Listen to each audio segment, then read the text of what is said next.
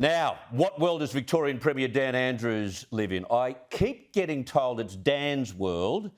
And again, this week he's proven that convincingly. He's decided to close his state's 3 remaining coal-fired power plants. Not 3, the 3 remaining in Victoria, years earlier than expected. On the cusp of another election, Dan has announced a $1 billion plan to ramp up renewable energy. All the greenies are going, oh, Labor's gone green, incredible. So will the socialists in Victoria. Let's vote for Dan. But when he says he has a plan, he doesn't have a plan.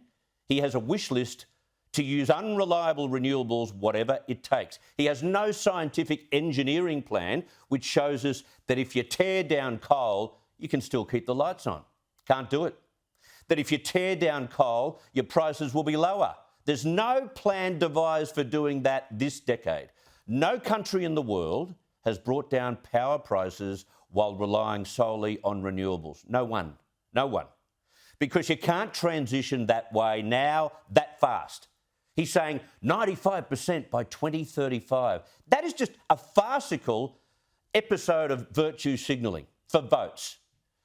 Even the Australian Energy Corporation was very unimpressed with Dan's election campaign boast today. Everything is doable. I think it's unfortunate that announcement was made without any consultation with the plant operators who are going to be directly impacted if they are exiting our system early. The challenge is not so much the exit of coal, that is inevitable. The challenge is making sure that renewables and the firming services we need to sit around those renewables are ready to go so we can keep the lights on when those coal plants exit the system. And really, I don't think we're sort of crystal ball gazing if we think that can occur by 2035. I don't know that there's actually a reason to put a date like 2035 on it. Coal is exiting the system at pace already. What Sarah McNamara really wanted to say was, Dan's dreaming, but she was more polite than that. In other words, transition carefully and patiently, not hope and pray like Dan does. Only this week, New Hope Chairman Robert Milner told the AFR that governments must take a more orderly and less naive policy approach to avoid dire economic consequences for the nation. But you see, evangelists like Dan don't want to weigh up the negatives in wiping out coal and do things orderly because that's not popular. He needs votes. He doesn't want a headache. You see, this false claim that renewables are the answer is so deceiving. But when politicians make promises like that, the ill-informed get sucked in by it. Firstly, battery technology is still out of the ballpark, inferior. So when the sun doesn't shine and the wind doesn't blow, you need to rely on other power sources. And no word either about the $100 billion that we need to spend laying down an almost replica transmission network because renewable energy can't use the same network we have in place now to add to the grid. How much does that cost? It says $100 billion. And the rest, that's called firming.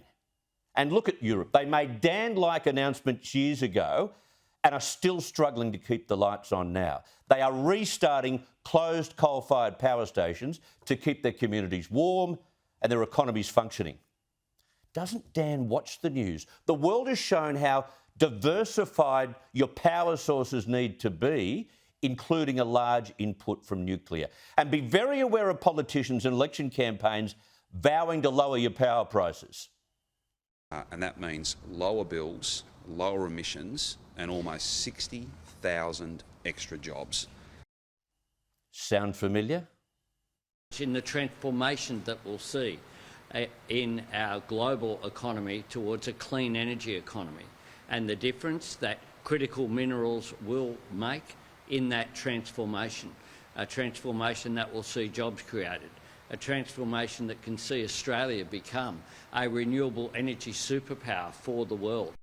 Oh, talk it up. Same party, same day, same big noting rubbish, and our power bills are going nowhere except sky high.